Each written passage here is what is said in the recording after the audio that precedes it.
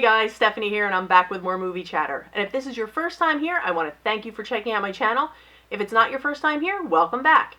Obviously, this is a movie channel, so everything I do here is movie related. I do reviews, top 10 lists, collection updates, and videos that I post every Wednesday called Weekend Watch. And that's a segment where I give you a few options for Blu-rays and rentals to watch at home, as well as some choices for people who want to head out and see a movie in the theater. So if this sounds like the type of content you're going to be interested in, definitely hit that subscribe button and the bell notification so you'll know when I upload videos. And what I have for you today is another top 10 list because you guys seem to enjoy them, and I really do enjoy doing them. They're a little bit tricky sometimes, but they're a lot of fun. So the one I picked out today, you can probably tell from the title, is my top 10 favorite movies that feature dysfunctional families. So when I watched these movies, the thing that really jumped out at me the most was the family dynamics. So I'd be curious to know, let me know in the comments, what are your favorite dysfunctional family films? And now I know when we talk about dysfunction or we hear dysfunction, it's immediately got that negative connotation to it. But I'm of the opinion that we're all dented cans. None of us come out of this unscathed. It's just the level of how screwed up we are. So you have over here on the spectrum where maybe you're a little quirky, we have our issues, but we get through life and we're working on our stuff. To the opposite end of the spectrum of, oh no, this stuff should never ever happen, and you can't make it right, really. So all these films kind of lie somewhere on the spectrum. You get my drift. So I'm going to get started with my honorable mentions, and I'm going to keep my reviews of these, the synopsis, kind of short, just bullet points, so that if you have seen it, I'm not going to bore you to death. If you haven't seen it, you'll know enough so you know if it's worth your pickup. My first honorable mention is The Ice Storm, a film by Ang Lee, and it was shot in 1997, but it takes place in 1973 in suburban Connecticut. And wait till you hear this cast. It's a huge cast. Kevin Kline, Joan Allen, Sigourney Weaver, Tobey Maguire, Christina Ricci, Elijah Wood, and Katie Holmes. And this has some of the craziest dysfunction I've seen in a long time. It really focuses on two families, and Kevin Kline is married to Joan Allen. He drinks too much. He's having an affair with Sigourney Weaver, the neighbor. She's also sleeping with everyone she can get her hands on. Joan Allen is fed up with dealing with her husband. She takes to riding her bike into town, and she's shoplifting at the local pharmacy. She's shoplifting lipstick. Her daughter actually goes and rides her bike to the same pharmacy where she shoplifts devil dogs, and the daughter, yes, happens to be a nymphomaniac. So this is the kind of stuff that's going on, and I haven't even gotten to the swingers party that the parents go to on the weekend. So it's some crazy stuff, but it is a well-written film. It's an interesting film. It's a multi-layered film. It's so good, and I know it sounds crazy, but it's good crazy. So yeah, definitely check it out. And this is the Criterion edition. It's gotten 2K digital film transfer. It looks great. It sounds great. It comes with a really interesting book of essays. And if you didn't know, I know a lot of people know, but if you didn't know, the Barnes & Noble 50% off Criterion sale is going on right now. So you can pick this up for about $20, and I think it normally goes for $39. So if you're interested in seeing the film, it's definitely the time to pick it up. Yeah, The Ice Storm, it's a good one. And my next one is also from the Criterion Collection, and it's from Wes Anderson, one of his many films in the collection, and this one is The Royal Tenenbaums. This one stars Gene Hackman, Angelica Houston, the Wilson brothers, Gwyneth Paltrow, Ben Stiller, Bill Murray, Danny Glover, just to name a few. And it's the story of the Tenenbaum family, and Royal Tenenbaum, played by Gene Hackman, has been estranged from his family for, I think it's like 17 years. I think it's been like 7 years since he actually has spoken to anyone, but he's been estranged for longer than that. And he never bothered to get a divorce from his wife, Angelica Houston, so legally they're still married. And when he gets wind that she is involved with her accountant, played by Danny Glover, he decides to fake that he has stomach cancer to get back under the same roof with her, and chaos ensues. But it's a typical Wes Anderson film. It's quirky, it's fun, the characters are complex, but yeah, it's definitely a good one if you haven't seen it. And again, it's got a new restored transfer. It sounds great, it looks great, and it's another Criterion that's definitely worth the pickup. So yeah, Royal Tenenbaums, check them out. And this one was all a buzz last year. It actually earned Allison Janney an Academy Award for her portrayal of Tonya Harding's mother, I, Tonya. And there's not a whole lot I can say about this that hasn't already been said, so I'm going to give you my take as it pertains to the dysfunctional aspect. And that is, if Tonya Harding, if Allison Janney's portrayal was accurate, as it seems to be from what I've read and from what I've heard, if her portrayal of Tonya Harding's mother is at all accurate, it is amazing that Tonya Harding came out of that situation as functional as she is. Yes, I know she's abrasive. Yes, I know she's done some terrible things. I know she's difficult and she has a reputation for just being a nightmare. But if you see what she came from with that mother, I can't even believe that she functions to the level that she does. So yeah, I, Tonya is definitely on my list. So yeah, definitely, if you haven't seen it, definitely check it out. So those are my first honorable mentions, and now I'm going to get into the main list, and they're in no particular order, but the first 3 films are all based on true stories. Other than that, it's just random order. The first one is Glass Castle. It's based on the #1 best-selling memoir of a lady by the name of Jeanette Walls. It stars Brie Larson, Woody Harrelson, and Naomi Watts. And this is the story pretty much of her childhood into young adulthood. And her father was her everything. Her father was played by Woody Harrelson, and he was a genius, and he taught them about life and philosophy and astronomy and living life, and she hung on his every word. The problem was he was also an alcoholic. So when he was an alcoholic, he didn't take care of himself, he didn't take care of his family, he broke promises, he lied, he took off, they didn't know where he was. And the thing is they were homeless. Her whole life, her whole childhood was spent homeless. They were squatters. So they would live in a home until they got caught, and then they'd run. They'd have to take everything they had and run. Her mother was an artist. She had no desire to be a housewife or a mother or any of that stuff. So she didn't have any of that foundation. And she loved her father. To the day he died, she loved her father. And this really is a story of unconditional love and ultimately forgiveness. And her journey, and even the journey of her siblings, is amazing. Because even after all the siblings grew up and moved out and really became successes by their own right, the parents were still living as squatters, even when they had the ability to have a home and a place to live. So this is really an incredible film. And if you haven't seen it, I highly recommend it. It's really a good watch, The Glass Castle. And my next one, I think probably most of you guys have seen it. If you haven't seen it, you probably heard of it, The Fighter, starring Mark Wahlberg, Christian Bale, and Amy Adams. And it is the true story of the fighter Mickey Ward and his trainer, Dickie Ward, played by Christian Bale, who was also his brother. And the issue here is that Mickey is coming to the point in his career where he's not going to have too many title shots left.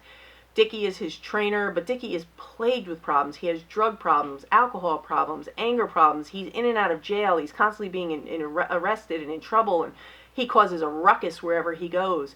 And Mickey has a problem cutting Dickie loose, and because he has such a bond with him, and he just doesn't want to let his brother go, but nobody will give Mickey a shot if Dickie is part of the equation. So ultimately, he has to make a choice. Is he going to take care of himself, or is he going to drag Dickie along with all his baggage? And the thing is, it's not just his brother. It's the whole family. It's the mother. It's the sisters. It is wild what goes on with this crew.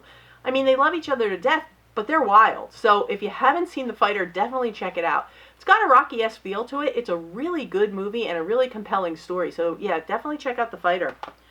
And they are wild. I wouldn't want those sisters coming after me. This next one is based on the memoir of one of my very favorite authors, Augustin Burroughs. It's called Running with Scissors. It stars Annette Bening, Joseph Fiennes, Evan Rachel Wood, Alec Baldwin, and Gwyneth Paltrow. And it is the true story of Augustin Burroughs and his childhood. And he lived with his mom, who had some sort of ill-defined mental illness. It kind of seemed like bipolar, maybe some schizophrenia, but she was off her rocker. And she made a decision with her psychiatrist that it would be in Augustin's best interest to go and live with her psychiatrist. She actually made the psychiatrist his guardian. She turned him over to the psychiatrist and sent him to live there at age 16. And the psychiatrist's home was really no better than the home he was living in with his mother, because his family was mad dysfunction as well. He was in some sort of scam where he was taking money from patients. His wife didn't speak. Augustin ends up at age 16 in a sexual relationship with a man who I believe is almost like 40 years old. There are some crazy things that went on here. And to think that he came out as an award-winning writer is amazing to me, that he survived this childhood and he thrived as an adult. So The way he even did this book, this was his big breakout book, but the way he did it is because the whole time he was living there, he kept a journal, and this is based on his journals. It is an amazing story, and his life is amazing, and he continues to write great books. So if you haven't read any of his books, definitely check him out. But yeah, Running with Scissors is a really compelling movie. And this one, August Osage County, I believe I said that right. I believe it's Osage, Osage. Anyway, Meryl Streep, Julia Roberts, Chris Cooper, Abigail Breslin, and Benedict Cumberbatch. And I really think that Meryl Streep should have won an Academy Award for her performance in this. She was amazing. She didn't win, but she was amazing. And this is based on the Pulitzer Prize winning play that was written by Tracy Letts, who plays the father in the movie Lady Bird. So this writing is second to none. His writing is so sharp and so on point. The dialogue, it's like a hot knife through butter. The dialogue is amazing. It is such a well-written story. If you don't watch it for anything else, watch it for that. Anyway, Meryl Streep plays a mean, vicious, hateful, drug-addicted, dysfunctional mother who has to call her 3 estranged adult daughters back to the family home when their father, her husband, goes missing. He walks out the front door one day and just doesn't come back.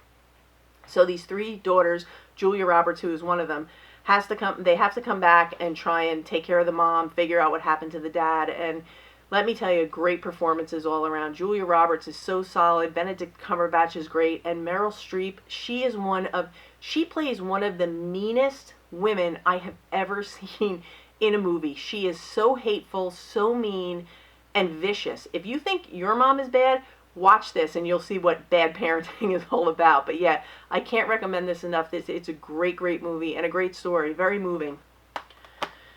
And my next one is written and directed by Sofia Coppola. It is called The Virgin Suicides. And this one has an amazing soundtrack. I was blown away by the soundtrack. I just watched this yesterday again. I revisited it. I hadn't seen it for years. But the soundtrack, I forgot how great the soundtrack was. This stars James Woods and Kathleen Turner, and they are the parents of 5 girls, the youngest of which is 13. The movie starts out with the 13-year-old girl attempting suicide. She slits her wrists, and I think they said the plumber finds her. Somebody finds her. And Danny DeVito then gives about a 5-minute performance of probably the world's worst psychiatrist. And he calls the parents in, and he says he doesn't think the girl was serious about suicide. And what they need to do is they need to let her start associating with boys her own age. Because their rule is they're very religious, and they don't want the girls associating with boys outside the home. Boys can come into the home, hang out with the family, watch television as long as the parents are there. But no one leaves the house with boys, especially in cars, because the older sisters are in high school. So we have these girls, and they're basically on lockdown. And what ends up happening is they have a party, and the 13-year-old daughter kills herself at the party. So now the parents are really, really strict. James Woods is also the math teacher at the high school. He is then approached by another student who asks if he can take one of his daughters, played by Kirsten Dunst, to the homecoming dance.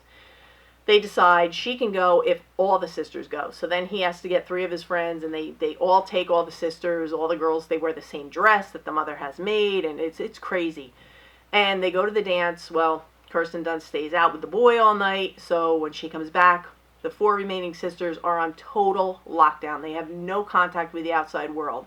And this whole movie is told through the eyes of a group of boys from the neighborhood who really felt for these girls. They felt so bad for what they saw these sisters going through, and they basically tell the story of what happened to these girls and how this overprotective, unrealistic, strict parenting ultimately ended up killing all these girls, and hence the Virgin Suicides. But yeah, this is a tough watch. It's a moving watch, but it's a really, really good movie. So if you can handle it, I definitely say the Virgin Suicides is a go. So yeah.